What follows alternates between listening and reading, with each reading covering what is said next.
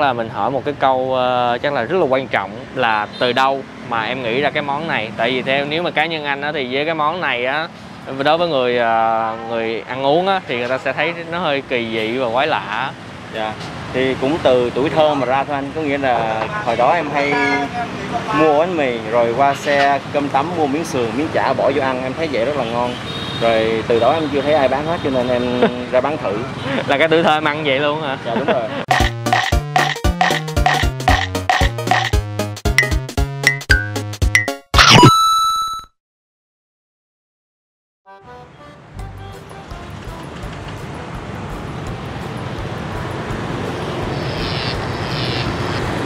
Chào mừng cả nhà đã đến với chợ Nguyễn Văn Trỗi.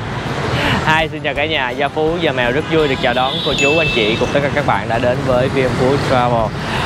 Thì như mọi người thấy đó thì Phú đang đứng ở trước chợ, nhưng mà ngày hôm nay chúng ta sẽ không vào trong chợ đâu, mà chúng ta ăn ở ngoài mặt tiền chợ. Nếu như mà món ăn ngày hôm nay cũng khá là lạ đó. Không biết là có ai đã từng ghiền thích cơm tấm quá mức nhưng mà lại sợ no sợ mập hay không ha? Thì ngày hôm nay sẽ là một món ăn dành cho những ai thích cơm tấm nhưng mà ngán ăn cơm, mà chúng ta sẽ ăn với bánh mì cơm tấm. Không phải bánh mì cơm tấm mà là bánh mì sườn bì chả, nằm ngay mặt tiền chợ Nguyễn Văn Trỗi luôn, bán từ 3 giờ rưỡi chiều thì tới mấy giờ thì Phú chưa có biết. Bây giờ chúng ta sẽ qua tìm hiểu và mình sẽ làm chuột bạch ngày hôm nay để ăn thử cái món bánh mì sườn bì chả này như thế nào nha. Cả nhà theo dõi tiếp, đừng quên like, share cũng như là ấn nút subscribe nha. Đây.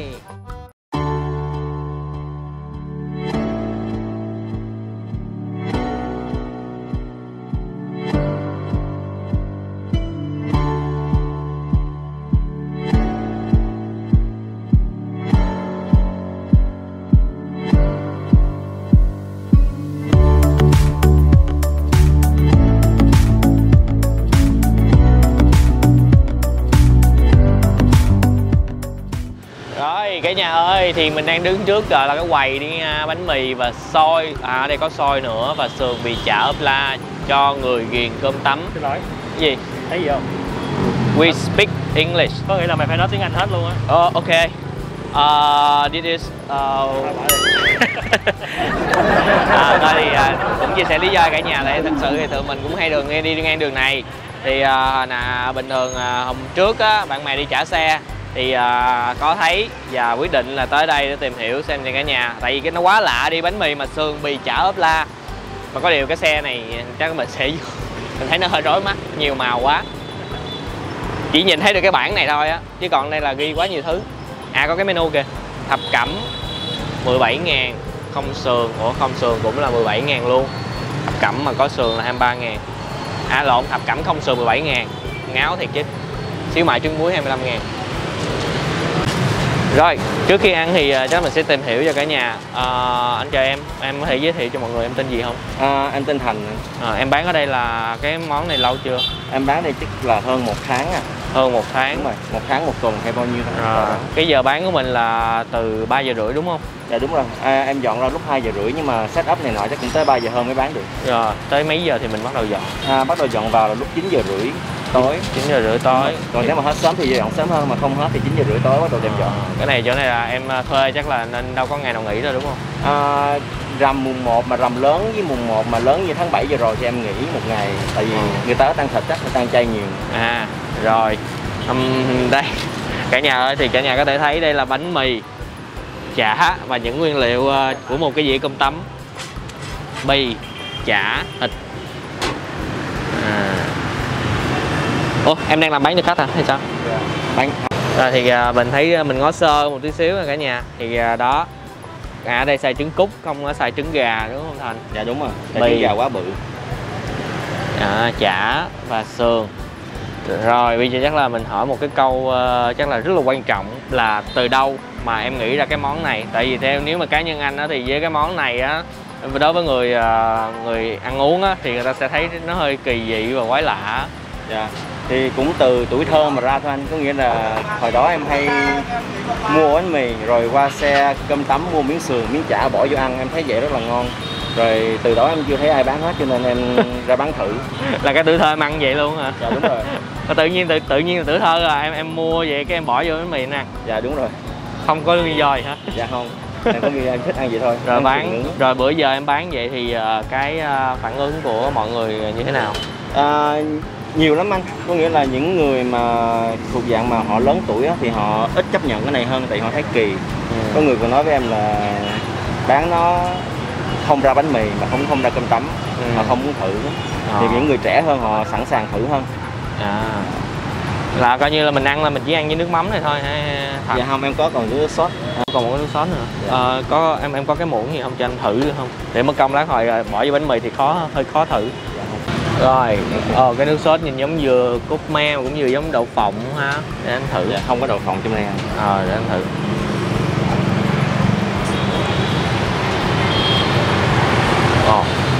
Nó thơm thơm, cái hậu nó hơi mặn mặn ngọt ngọt ha. Không biết là nó như thế nào luôn nha. Cảm giác nó giống như đậu phộng nhưng mà là không có đậu phộng. Lạ quá. Đây là mỡ hành nè cả nhà. Không hỏi luôn. Ủa, anh thấy là cái này mình gần hết rồi hả? Dạ gần hết rồi. Cái này là em làm mới liên tục cho nên là làm hết sẽ làm cái mới để rồi cho nó ngon lắm. Rồi chắc là nhờ Thành cho anh coi cái mình thấy có bán xôi nữa đúng không? Dạ đúng rồi, đây là cái nồi xôi của em. Tức là xôi này là cũng ăn với... Dạ đúng rồi, nhân cơm tấm luôn. Vì tại sao không bán cơm mà bán xôi? Dạ tại vì bán cơm thì em thấy nhiều người làm quá rồi, em sợ ra cạnh tranh không nổi, bán cái này nó lạ hơn. Cũng lạ. Dạ, lạ hơn, với mình độc đáo hơn. Bữa giờ xôi bánh mì cái nào bán chạy hơn? Dạ, bán chạy thì bánh mì bán chạy hơn. Dạ. Cái này là xíu mại trong đây. Dạ đúng rồi, đây là xíu mại. Cho anh mượn cái này anh vớt lên nha. Dạ. Đây là xíu mại, tức là một phần là 25.000 đúng không? Dạ đúng rồi, xíu mại trứng muối cho 25.000. Là một viên hay là sao? Dạ một viên. Một viên, dạ. Xíu mại, xá xíu và trứng muối nha cả nhà. Em lọc lại cho anh. Rồi, xíu mại cũng to nè. 25.000 châu ổ một viên. Rồi, nhưng mà mình nay chắc mình không ăn cái này đâu, mình chủ yếu là mình không ăn cái kia kìa. Dạ. Rồi, bây giờ chắc anh nhờ Thành làm giùm anh một ổ đầy đủ. Anh thấy phía trước là không sườn là 17.000. Dạ đúng rồi. Có sườn là 23.000. Dạ đúng rồi. Làm anh ổ 23.000. Dạ. Em cắt chả cho anh. Em cắt chả. Rồi, đây là chả. Cái chả cái nhân ở trong. Cái này là coi như là em làm luôn hay là ai làm những nguyên liệu này? Mẹ em làm. Mẹ em làm hả? Đúng rồi, không biết. Mẹ em có nói gì không khi mà em bán cái món này? Cũng có cản nhưng mà em cứ nói là em cứ thuyết phục mẹ là ra bán tại cái này lạ. Vốn em đúng không hay vốn mẹ? Vốn em. Vốn em. Lúc trước em làm cái gì mà sao giờ em lại bán cái món này? Lúc trước em làm du lịch anh. Làm du lịch rồi là em không làm được nữa rồi. Cho nên em nghĩ là cái này em bán. Làm du lịch mà dịch nữa thấy xong rồi. Dạ. Cái chả nhìn nó rất là đẹp nè cả nhà. Rồi, đây là ổ 23.000. Bao gồm đầy đủ.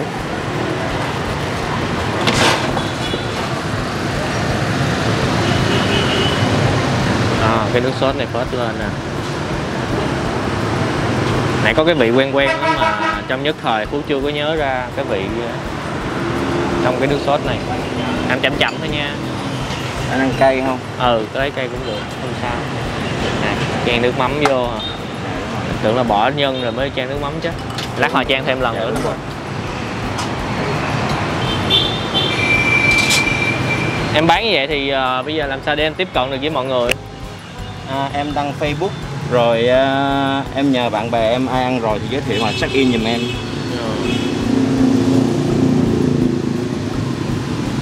Cái này mình chưa có trên app đúng không? Mình có trên Grab rồi anh. Nhưng mà vẫn chưa có trên những cái app khác. Cà chua, trứng, 2 trứng đúng không? Dạ 2 trứng cắt đôi. Cắt đôi cho nó trải dài ổ bánh mì. Chứ để 2 trứng thì nó không trải dài được ổ bánh mì. Xương giùm anh luôn.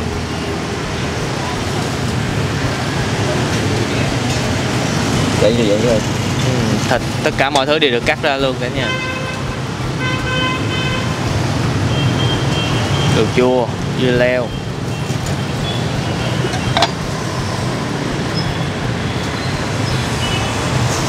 Mỡ hành. Nhìn cũng hấp dẫn quá chứ. Không biết hương vị nó như thế nào.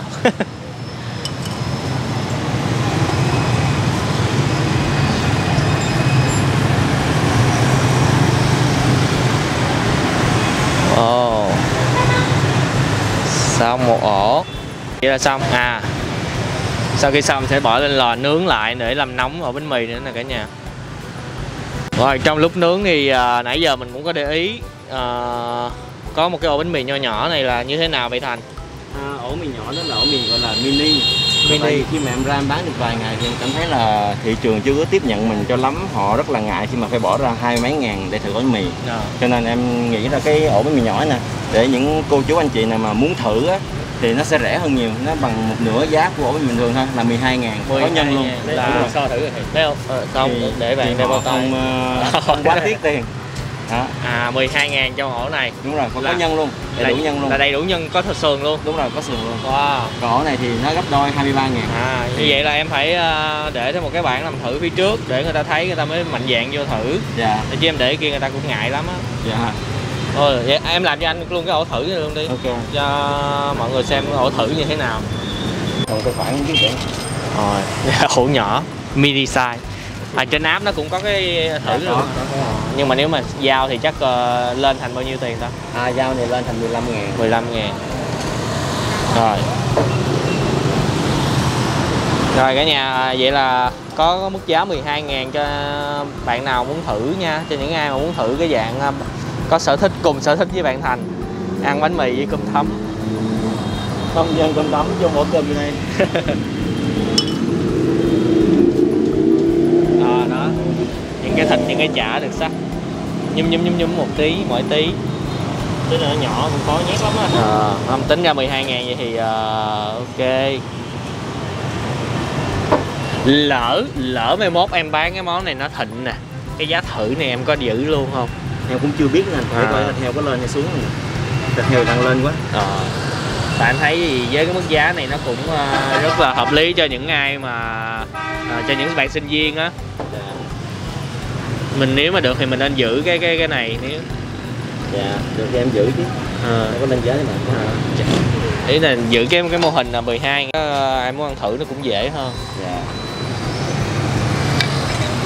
Trời ơi, ổ 12 ngàn này nhìn cũng hấp dẫn quá.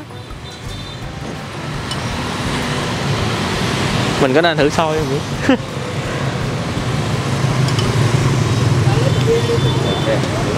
Rồi, đó. Yeah, alright. Now egg brick. Sumbicha opla. Thôi để mình rửa tay nha cả nhà. Bây giờ là coi như là chương trình ăn bờ ngủ bụi thực tại trước mặt tiền quán luôn, mượn ghế quán ngồi luôn. Rồi đây, bây giờ mình xem lại cả nhà. Thì đây là hai phần bánh mì, một cái phần ăn giá 12 ngàn ăn thử, và một cái phần là đầy đủ là 23 ngàn. Không thấy gì hết không? Bây giờ mình bỏ cái bịch ra mà mình xem lại cái bịch này một lần nữa nha. Thì đây là bao giấy vệ sinh. Có cái câu thần chú trên đây luôn nè. Subichala. Subichala. Subicha opla. Cho người ghiền cơm tấm. Có số điện thoại. Trên có cái Facebook là Subichala luôn. Sài Gòn có hàng dạng xe bánh mì. Cảm ơn bạn đã chọn Subichala. Rồi, và Gia Phú và Mèo xin mời cả nhà, cô chú anh chị cùng với các bạn chúng ta khám phá ổ bánh mì sườn vịt chả thử ngày hôm nay như thế này nha. Ăn bờ ngủ bụi cho nên nó cũng hơi khó tí xíu, cả nhà thông cảm. Ok, bây giờ mà Phú đã mượn cây kéo Phú mới cắt đôi ra thì đây là phần nửa ổ bánh mì.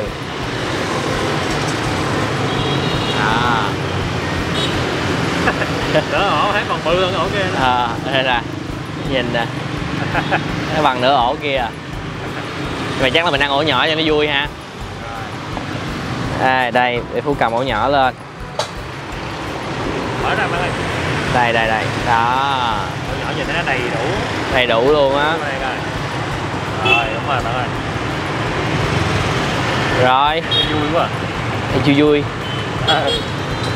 Hồi nãy giờ Phú chưa có chia sẻ lại, nói chung là ngay chợ Nguyễn Văn Trỗi thì rất là nhiều người biết rồi. Còn những ai mà chưa biết á, thì mình có thể search là 278 Lê Văn Sĩ, phường 14, quận 3 nha. địa chỉ Google Maps Phú sẽ để phía dưới mô tả nữa. Rồi mình ăn thử cái bánh mì này.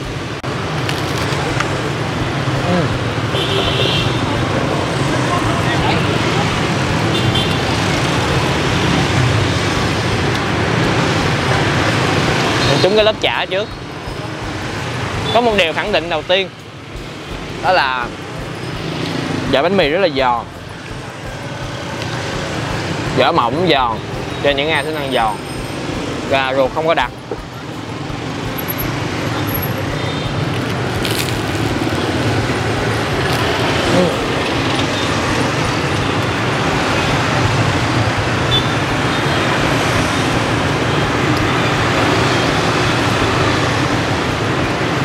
Đang cảm nhận nữa nè.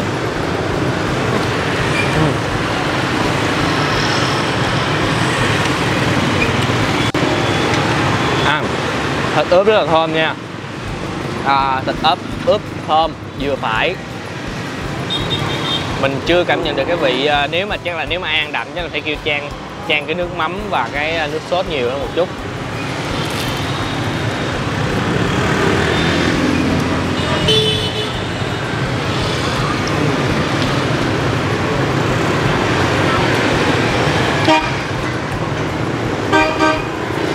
Cảm nhận. Nói chung là khi mình ăn cái này nè,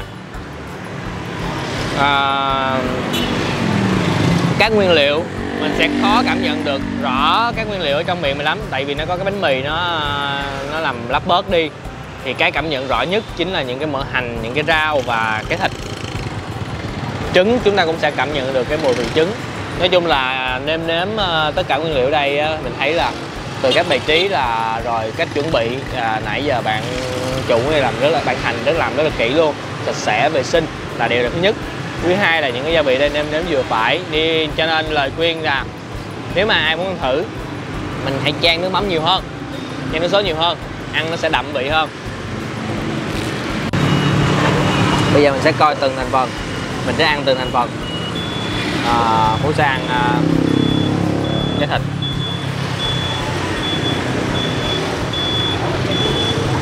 Thịt mềm nha nè, cái thịt nó ăn nó giống như cảm giác ăn xáo xíu vậy mà hồng hồng nè cả nhà,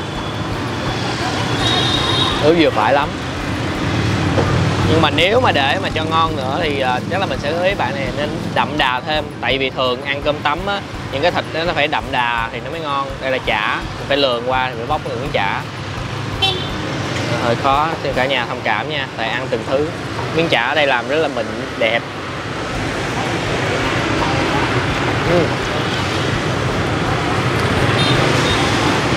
Chả nó đặc thơm luôn á, đúng. Chả này ăn cơm tấm ngon. Trứng thì không có gì để bàn cãi rồi.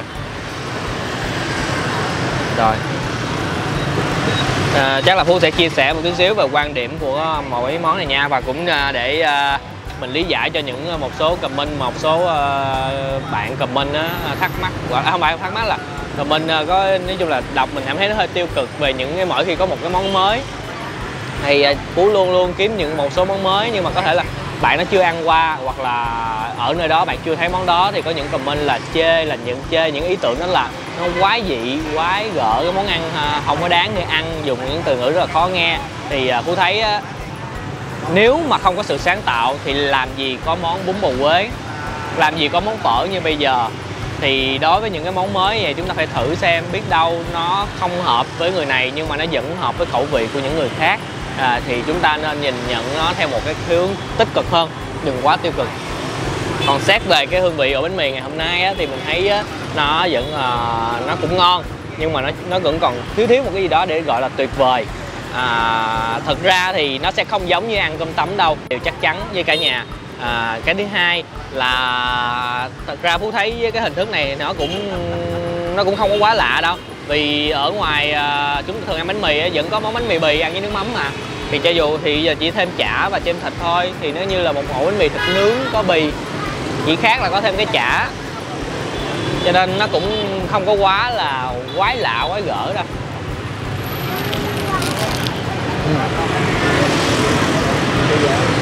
Và nhất là có cái giá 12.000 cho cả nhà có thể ăn thử, không có sợ cái gì đó.